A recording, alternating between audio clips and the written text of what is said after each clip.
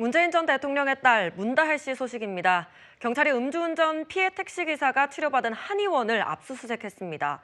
일각에서는 좀 과한 거 아니냐 이런 해석이 좀 나옵니다. 네, 그렇습니다. 통상적이지 않기 때문입니다. 통상적으로는 지금 피해자가 가해자와 합의를 봤을 때 진단서를 제출하지 않는 조건으로 합의를 대체적으로 보거든요. 그렇다면 그렇죠. 그 피해자의 의사에 반하여 검찰이 압수를 한다던가 하지는 않거든요. 물론 네. 이게 법의 어떤 적용 범위를 완전히 벗어나서 위법하거나 그러지는 않습니다. 하지만 네. 지금 대체적으로는 그렇게까지 하지 않고 피해자의 어떤 의사는 어느 정도는 반영하거든요. 네. 그런데 압수수색을 했다 하니까 이건 완전히 뭐 위험운전 치상죄를 적용하기 위해서 지금 경찰이 무리하게 한 게 아니냐라는 이야기가 그래서 나오고 있습니다. 김수인 평론가님은 좀 어떻게 보시나요? 무리하다고 보시나요? 네, 합의로 진단서를 제출을 했는데 사실 네. 진단서를 제출한다고 해서 위험운전 치상죄가 적용이 안 되는 건 아니거든요. 그거는 이제 참작 사유인 거고 죄의 불성립 사유는 아니라서 아하. 압수수색을 할 여지는 있다고 봅니다. 다만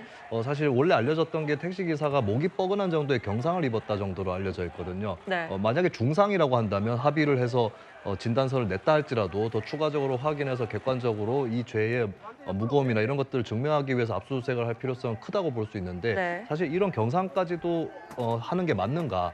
그리고 앞으로도 이런 비슷한 사례에서 압수수색을 할 것인가? 여기에 대한 의문은 있는 것이고 한 가지 경찰에 조금 이해가 되는 거는 워낙에 이제 대중적으로 이게 시선이 많이 쏠려 있다 보니까 확실하게 털고 넘어가자 이런 차원에서 했을 수는 있겠다는 생각이 들고 결론적으로는 그 위험운전 치상죄를 적용 안 할 수도 있겠다.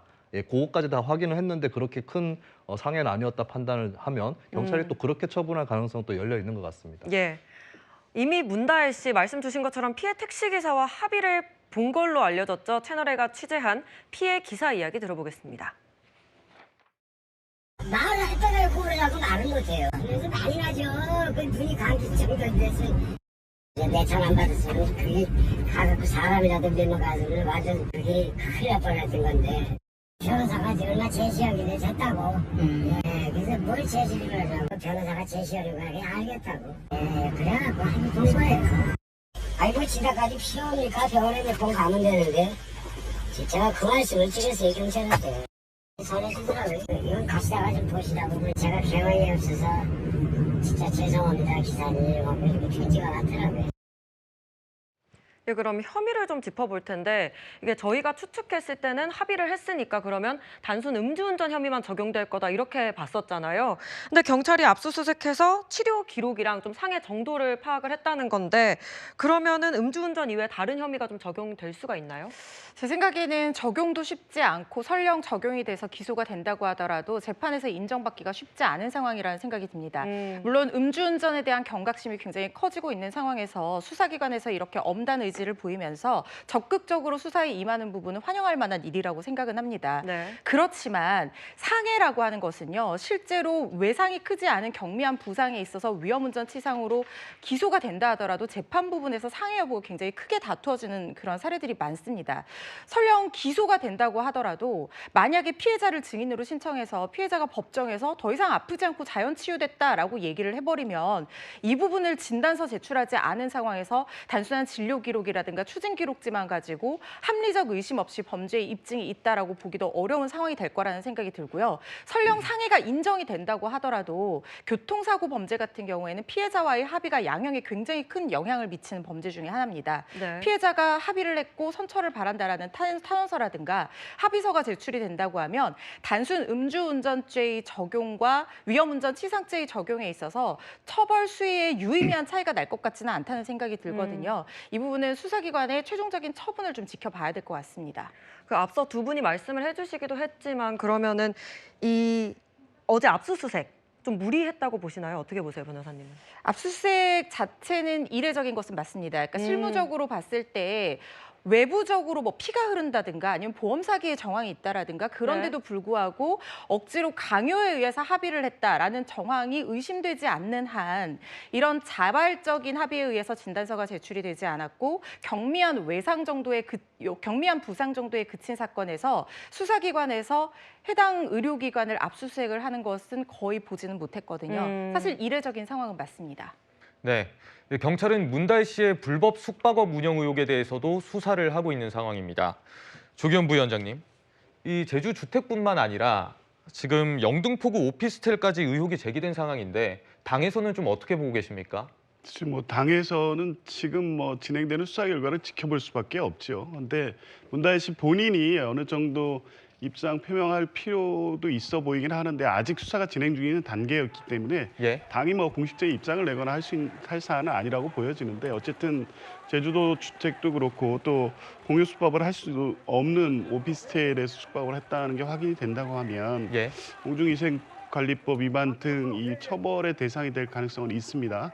근데 이제 지금 어쨌든 확인 과정에서 나오는 게 위생관리법상 신고가 됐는지 또 얘기 나오는 것처럼 불법 숙박을 했는지는 좀 더 확인과 수사가 필요한 상황이기 때문에 그 부분에 대해서 어느 정도 수사가 진행되는 경우에 예. 문다혜 씨 본인이 어떤 입장을 밝히거나 하지 않을까 싶습니다. 네. 음주운전과 불법 숙박업 운영 의혹에 더해서 문다혜 씨가 탈세했을 것이다. 이런 민원도 접수된 것으로 알려졌습니다. 이런 탈세 의혹, 좀 타당한 문제 제기라고 보십니까? 저는 수사기관에서 이 부분에 역량을 집중해서 철저하게 수사를 해야 되는 부분이라는 생각이 듭니다. 네. 왜냐하면 지금 공유숙박업이라고 하는 것은 이 일정한 면적과 그리고 시설을 갖추고 신고를 해서 관리를 받아야 됩니다. 그런데 문다혜 씨 같은 경우에는 제주 한림읍 별장과 서울에 있는 두 군데의 오피스텔을 두고 지금 이른바 에어비앤비라고 불리는 그런 대여를 했다라는 거 아닙니까?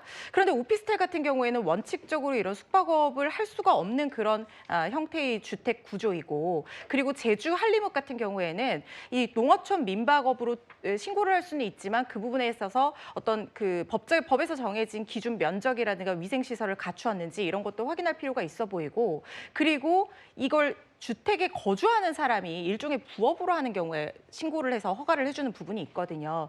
그런데 신고도 하지 않았다라고 하는 것은 신고 필증을 가지고 등록을 해야 되는데 그 절차를 다 거치지 않았다는 거예요.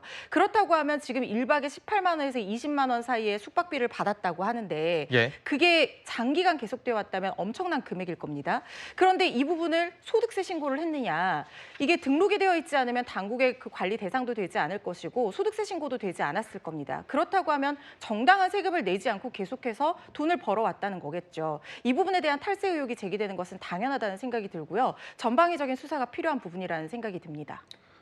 예, 그 하나 더 여쭤보고 싶은 부분이 있는데요. 이 신문고에 만약에 접수가 되게 되면 좀 반드시 조사를 해야 되는 겁니까? 좀 강제성이 있습니까?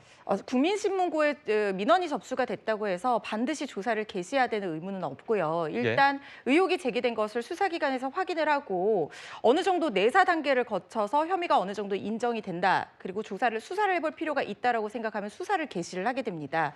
그런데 이 부분이 지금 국민신문고에서 민원이 제시가 됐다라고 하는 것은 관련해서 지금 문다혜 씨의 국민신문고뿐만 아니라 여러 언론 보도라든가 이런 것들을 통해서 범죄의 정황이 확인이 되는 그런 부분들이 여지가 있지 않습니까? 그래서 아마 수사기관에서도 수사를 개시하고 들여다볼 거라는 생각이 듭니다. 그러면 국세청 조사도 들어갈 수 있는 겁니까? 국세청에서도 이 부분 국세청장이 좀 들여다보겠다라고 얘기를 했잖아요. 네네. 당연히 국세청에서 탈세 여부와 관련해서 조사를 해야 되는 부분이라는 생각이 들고요. 아마 이게 공유숙박업 관련해서 공중위생관리법 위반 혐의로 수사기관에서 수사와 들어가는 것과 동시에 네. 탈세 여부에 대해서 국세청 조사가 들어가야 되는 부분이 있다는 생각이 듭니다.